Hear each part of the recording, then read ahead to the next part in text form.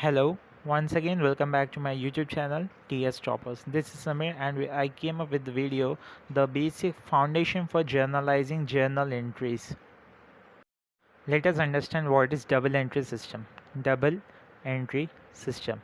See, whenever a transaction in the business takes place, it will have two effects. Okay, there will be two aspects involved in the transaction. One is the receiving aspect. One is the receiving aspect and another is the giving aspect. What do you mean by receiving and giving aspect? Let us assume that purchased goods for cash rupees 2000. Let us assume that we have purchased goods for cash rupees 2000. So when we are purchasing goods, okay, we are getting the goods at free of cost. The answer is definitely no. We are giving or paying money for that, right? So we have purchased some goods, okay, we have received some goods, and in return we have give some money. So here the receiving aspect is goods, and what we have paid, that is the giving aspect, that is the cash. So in this transaction there are two aspects. One is the receiving aspect and another is the giving aspect. We have received the goods as we have purchased the goods, and for that we have paid some money, that is cash. So here for every transactions there is a equal balance. For every debit amount there will be a credit amount. So this indicates the double entry system. It means that for every transaction there has two aspects. That is, one is the receiving aspect, debit aspect, and another is the giving aspect, a credit aspect. So this dual effect of this type of maintaining the records by using the dual effect of the entry is called as nothing but double entry system. So I think it is very clear that double entry system means a transaction where two aspects are involved, that is receiving aspect and another is the giving aspect. Whenever a business transaction takes place, there will be a person who gives some good, there is a person who will pay for it, and another is a person who will receive it.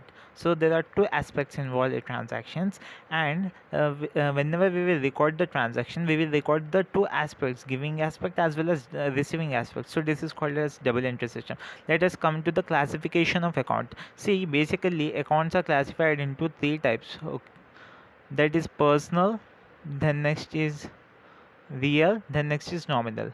What do you mean by personal account? Personal account means in this there are two categories are there. That is, first a natural person,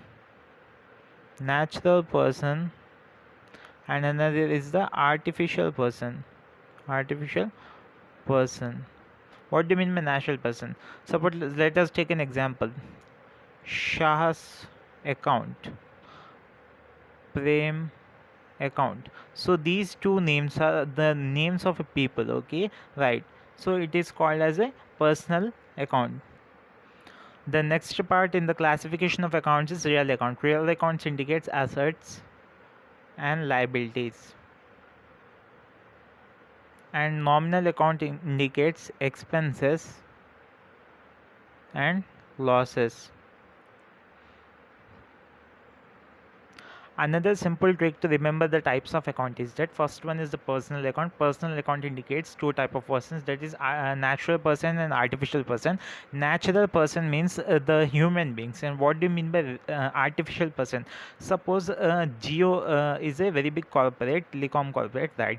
So now it has to maintain accounts, and he must have a bank account, right?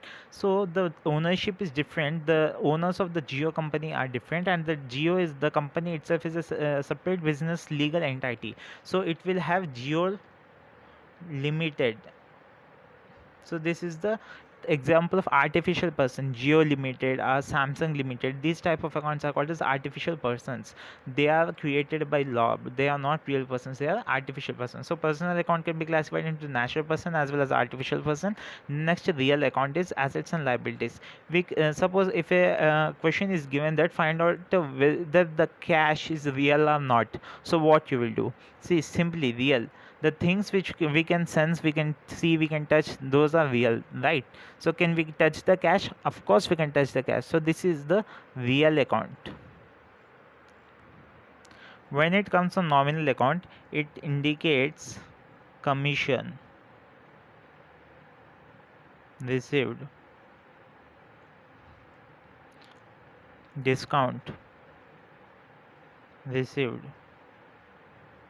all the outstanding expenses and losses, income and gains, all will be included in the nominal account. So this is the basic classification of accounts, that is personal account, real account and nominal account. Okay, let us come to the golden rules of accounting. What are the golden rules of accounting? First, for personal account, debit the receiver, credit the giver. Debit. For real account, debit what